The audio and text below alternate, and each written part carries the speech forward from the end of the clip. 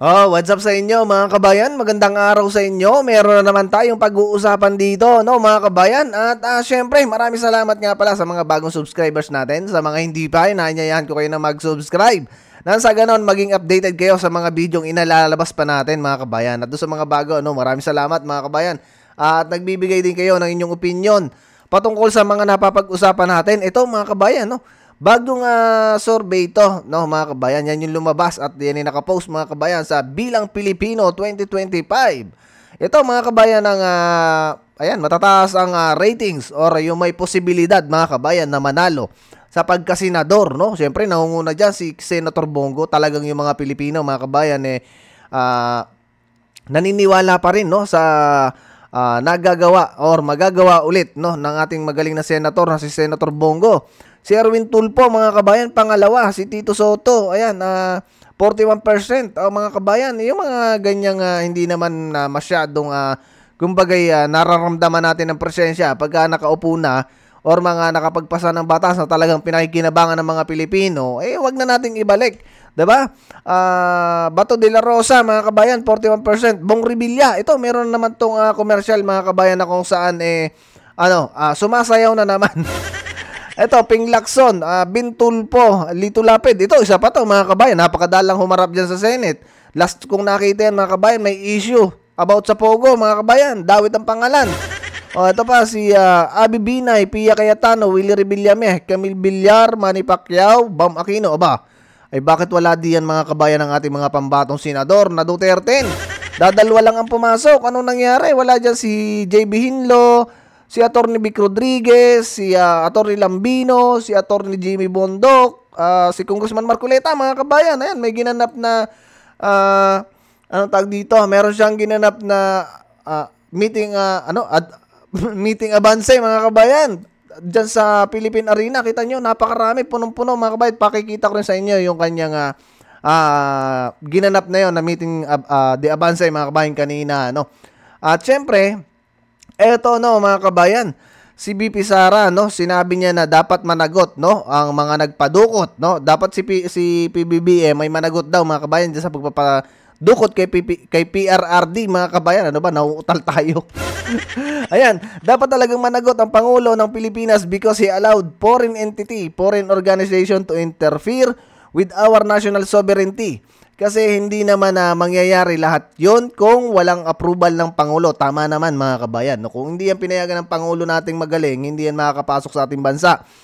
Yung tinatawag natin na rendition o iyong pagkidnap o pagkuha ng isang citizen sa loob ng bayan niya at dalhin siya sa isang foreign jurisdiction para ipakulong doon, hindi mangyayari yan kung walang approval ng presidente. Tama yan mga kabayan.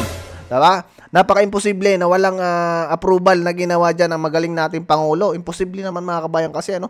At ito, may good news tayo mga kabayan. Binibigyan ng palugit or parang 5 days yata or 10 days mga kabayan na sumagot itong mga sangkot mga kabayan dyan sa pagpapadala kay PRRD sa dahig, no? Pinapasagot ng ombudsman. Ay bay, good luck sa inyo. Dapat talaga mga kabayan ay makulong yung mga yan. Si General Torre, abay, humaharap ngayon mga kabayan, no? Sa kaso na isinampan ng isang babae, no, mga kabayan, na gusto din ipadala dyan sa ICC. Sus Maria Joseph Nagarapon, Ginoo. Ano bang nangyari na mga kabayan? Ito pa. Nga pala mga kabayan, maalala ko, no? Itong si BBM mga kabayan, itong si Bungit, no, ay merong sinabi yan, no, na dapat daw imbestigahan mga kabayan yung nangyaring aksidente dyan sa NAIA Airport kasi daw substandard mga kabayan yung nakalagay doon na pole, no, or yung harang doon. Substandard daw mga kabayan. At yan daw ay itinayo nung panahon ni PRRD, no? At sinasabi niyang may palpak, no? Panahon ni PRRD na ang namumuno noon ay si Arthur Togade, mga kabayan. Yan yung sabi. Bay, kamusta naman mga kabayan yung ang galing magpa-imbestiga, no, mga kabayan? Pero bakit yung flood control parang wala tayong narinig mga kabayan na imbestigahan? Ay napakarami din mga kabayan Pilipino ang namatay doon o nasawi dahil dyan sa palpak na flood control, no? 5,500 flood control. Napalpak mga kabayan, hindi rin niya masabi na dapat imbestigahan. Di ba't ipinagmalaki pa niya yun? Mga kabayan, bilyon-bilyon ang pondo na nagastos doon, di ba? Eh bakit hindi rin niya nasabi na dapat yun ay dapat yun ay imbestigahan, mga kabayan? Diba? Yan yung problema kasi. Tapos ito si Castro, mga kabayan, sinasabi niya ng ating Vice Presidente ay tawag dito, isip bata, mga kabayan. Yan yung sinasabi niya. Abay, napakagaling din, mga kabayan, ng ating magaling talagang Yusek. At sinasabi na isip bata ang ating Vice Presidente. Pero bago yan, mga kabayan, pakinggan nga muna natin itong sinabi ni BP Sara dyan sa sinasabi ni Castro ng isip bata. Palas na huwag kang asal bata makasiri doon sa remarks mo na hindi mo ituturo kay BBM kung paano ibababa yung 20 pesos na kilo ng bigas. Kanino galing yan? Claire Castro, yung best friend mo. Sabi ko na nga, diba, huwag na tayo makinig kay Claire Castro. Kasi isa siyang gigo. Garbage in, garbage out. Tama na. Vice, tanong ko lang sa local, umaasa ba kayo sa MILF may papangalanan sila or endorse sila from PDP Laban? And nagtataka ba kayo kung hindi sila nagsasalita after PRRD na dinala sa Hague? Sino? Ang MILF. MILF? Well, katungod na no sa tanan organisasyon kung unsa ang ilahang pamulitika. Ang importante lang nagkasinabot sila sa ilahang sa sulod sa ilahang organisasyon kung asa padulong ang ilahang mga suporta. Wala ta mamugos bisan ka kinsa.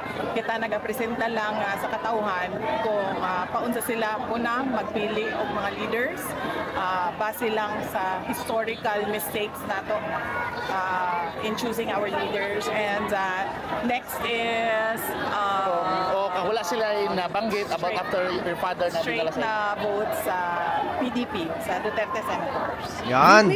According kay Congressman Adyong Salanao po, urge Vice President Sara Duterte to stop her shame campaign against administration candidate and call on a political leader to restore decency, dignity, and civility in the conduct of electoral campaign. Anong reaction mo dito? Okay, pahiram ko sa mga puti. Dara video. Kaya Jong na video. Adjong, shame campaign against the administration called on all political leaders to restore decency, dignity, and civility in the conduct of electoral campaigns. Si Adjong Manggod, produkto manggod ni siya sa warlordism nato diri sa Mindanao. So I don't think he is the proper person to talk about decency, dignity, and civility.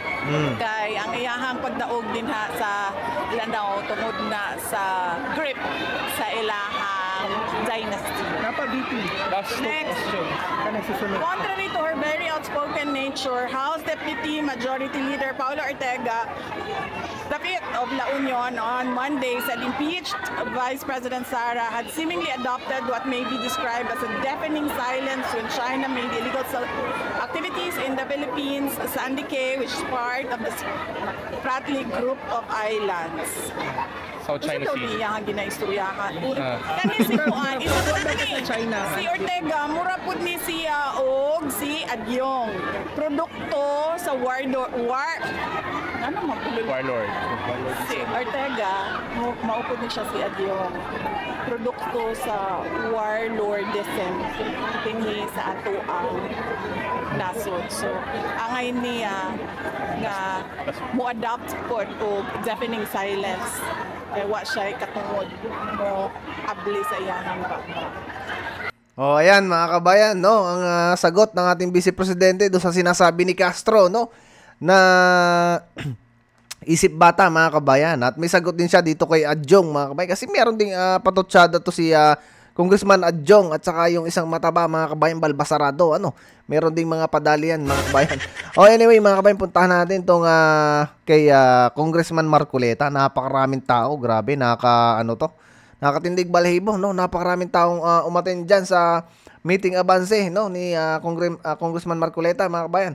Panoorin natin. Ang ating pong rule of law at ang due process of law ay nakokompromiso na at hindi na po umiiral sa maraming pagkakataon. Marahil naaalala pa ninyo, sa umpisa ng taong ito, halos 4 na buwan nakararaan, isang malaking bahagi ng ating sambayanan ang gumawa ng isang tahimik na pagkilos upang hilingin sa ating mga namiminuno na hanapin natin ang pagkakaisa at ang kapayapaan sa ating bansa. Ang malaking bahagi ng pagkilos na yon ay nagpahayag ng kanilang saloobin na napakalaki ng problemang hinaharap ng ating bansa. At ipinakiusap nila, isanatinig ang adhikain ng maraming Pilipino na huwag na sanang ituloy ang impeachment sapagkat ito ay magbubunga lamang ng pagkahabahagi ng ating mga mamamayan at ng ating mga pinuno. Nakakalungkot po sapagkat halos isang buwan lang pagkatapos nung paghiling na yon, pagkatapos ng pagkilos na yon, ang House of Representatives mismo ang namuno upang i-impeach ang Vice President. Sa mga tweet, mga kababayan, hindi po nila pinakinggan, hindi po nila binigyan ng pansin o paggalang ang maramihang pagkilos na yon, ang humihiling ng kapayapaan at pagkakaisa. Kaya po ang nagiging bunga ngayon, mga kababayan, lalo pong lumubha ang pagkakabahabahagi ng ating mga mamamayan. Hindi lamang po yun, lalong lumubha ang pangkabuhayan ng ating bansa. Sa marami pong lugar na aking pinuntahan, halos lahat po ay nagsasabi na napakahirap ng kanilang kalagayan. Totoo po yun sapagkat ngayon, ang presyo ng pangunahing bilihin, lalong-lalo na po ang pagkain, ay hindi na halos maabot ng kinikita ng pangkaraniwang manggagawa. Ang totoo po, sa survey na lumabas noong nakaraang buwan, ang nagsasabi na 27% ng ating mga mamamayan ngayon ang nakakaranas ng gutom. Kung tawagin po nila ay involuntary hunger. Ibig sabihin po niyan, kahit gusto nilang kumain, wala silang makain. 27%. Masyadong mataas po ang bilang na yon. Ang ibig sabihin noon, halos 38 million Pilipinos ang nakakaramdam ng gutom. Ito po dapat ang bigyang diin. Ito po dapat ang unahin ng ating pamahalaan. Ngunit ang nangyari po, dahil nga sa pagkakawatak-watak natin, napakahirap ngayon ng kalagayan ng ating bansa. Ang ating pong national debt ngayon ay umabot na ng 16 na trilyong piso. Napakahirap pong kalagayan yan para sa isang bansang katulad ng Pilipinas. Nagahari pa rin ang corruption ngayon. Dahil nga po, sa hindi pag-iral sa maraming pagkakataon ng rule of law at ng due process. Paano natin mapapalakas po ngayon yung ating law enforcement? Paano po ngayon yung monitoring? Paano po ngayon yung oversight function na sana'y nababantayan ang pagpapatupad ng maraming batas sa ating bansa? Wala na po. Halos 30% po ng pera ng kabangbayan ang pumupunta sa bulsa ng iilan. Ganito na po ang kaawa-awang kalagayan ng ating mamamayan ngayon. Nasasakripisyo po ngayon pati po yung serbisyong pampubliko, yung edukasyon po ay sumadsad na ang kalidad ng edukasyon. Pati ang ating public safety, pati ang public health ay naharap sa isang napakalaking problema dahil po sa corruption. Ang ginagawa po ngayon ng mga pinuno ng ating bayan, siguro po kayo ay mga witnesses na rin. Kayo pong nakakakita kung anong ginagawa nila. Nagbibigay na lamang sila ng ayuda. 5 klase po ngayon ang ayuda na ibinibigay sa mga kababayan natin. 5 klase po. Ang una po yung 4Ps. Sinundan po yun ng MAIP, sinundan pa ng AIX, ng TUPAD, at ng AKAP. Alam po ba ninyo kapag susumahin natin ang halaga ng 5 klase ng ayuda na ito na pinamimigay sa ating mga mamamayan, ito po ay aabot ng mahigit 194 billion pesos. Malaking halaga. Sa halagang ito, ang dapat pong mabiyayaan, dapat matulungan ay hindi bababa sa 27 milyon na Pilipinong may hirap. Yun po dapat ang maserbisyuhan. Yung bilang na yon ang dapat maabutan ng ayuda. 27 milyon na mahirap na Pilipino. Ilan po kaya sa mga kababayan natin ngayon na nakakatipon ang magsasabing kayo man ay nabigyan ng ayuda? Kayo po ba lahat ay nabigyan ng ayuda?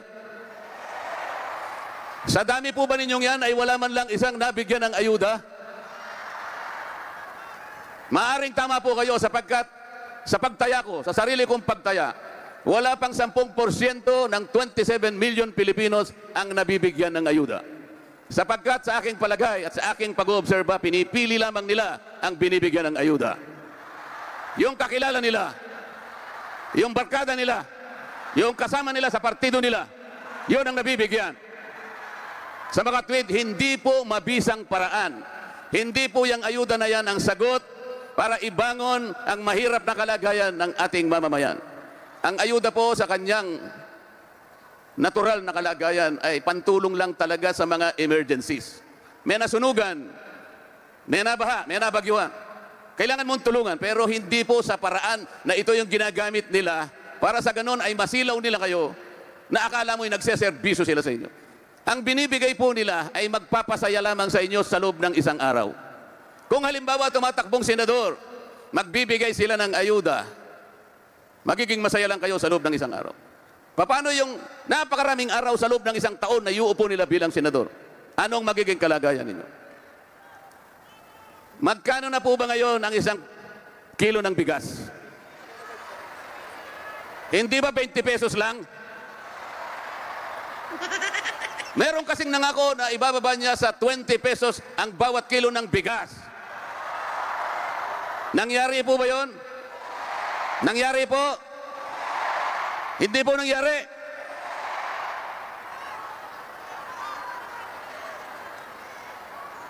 Magkano po ba ang presyo ng kuryente?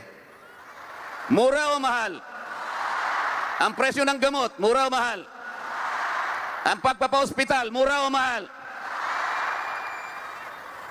Alam po ninyo, yun po yung pinoproblema ko nung ako po'y kapapasok lang sa House of Representatives. Iniisip ko na po, binasa ko na po yung batas sa kuryente. Ang nakalagay po doon na pangunahing layunin, ibigay mo ang serbisyo ng kuryente sa lahat ng mamamayang Pilipino sa murang halaga. Yun po yung nakasulat. Yun po yung nakasulat sa batas. Bakit po pagkatapos ng 24 na taon, yung kabaligtaran po ang nangyari? Ang singil ng kuryente sa ating bansa ngayon ang pinakamataas sa buong Asia. Bakit ganun po ang nangyari? Dahil wala pong nagbabantay sa pagpapatupad ng mga batas. Mga batas na sana'y nakapagbigay ng benepisyo sa inyong lahat. Ganito na lamang po ang gawin natin. Alam ko po na ako ay mananalo bilang isang senador. Kapag nandun na po tayo, kakausapin ko ang aking mga kasama at sa palagay ko naman ay papayag silang lahat. Kung hindi sila papayag, ay tatanungin ko sila. Kung hindi kayo papayag, o kayong mag-isip ng mas mabuti sa aking panukala. Kung wala kayong maisip na mas mabuti sa aking gagawin, huwag na kayong makipagdebate at wala naman kayong ilalaban. Ayun mga kabayan, ang magandang nasabi no ng ating senator no na si Congressman Marcoleta, mga kabayan. Ayan, at yan yung nakakapagtaka no. Napakaganda mga kabayan ng mga panukalang batas niyan. Pero bakit sa survey wala man lang yung pangalan niya dyan sa top 18 mga kabayan? Ano?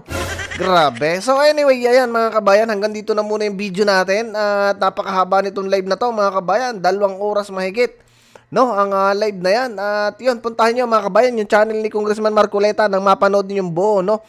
Yeah, pinakita ko lang sa inyo mga kabayan kung ano ba yung kanyang mga layunin, no? Para kung siya ay masakaling manalo, no, bilang senador. Yan mga kabayan. At ang nakakatuwa lang dyan ay talagang napakaraming tao mga kabayan. Napuno yung Philippine Arena na yan, no. Napakaraming tao na umattend at talagang nag-aksaya o kumbaga naglaan ng oras mga kabayan para makinig, no, sa pambato natin mga kabayan. So siyempre, huwag nyo rin kakalimutan yung ating Duterte mga kabayan, yung ating mga pambato. Kasi sinasabi ko po sa inyo mga kabayan, pagka yan ay nanalong lahat, ay makakabawi-bawi tayo mga kabayan sa dispalinghadong gobyerno ngayon. Kaya sana iboto ninyo mga kabayan, ilang araw na lang ay yan, botohan na. Iboto ninyo mga kabayan yung ating mga pambato na to na Duterte. So yun lang mga kabayan, maraming salamat. Huwag nyo kakalimutan mag-like, mag-share at see you sa susunod na video mga kabayan. Adios muna, see you mga kabayan.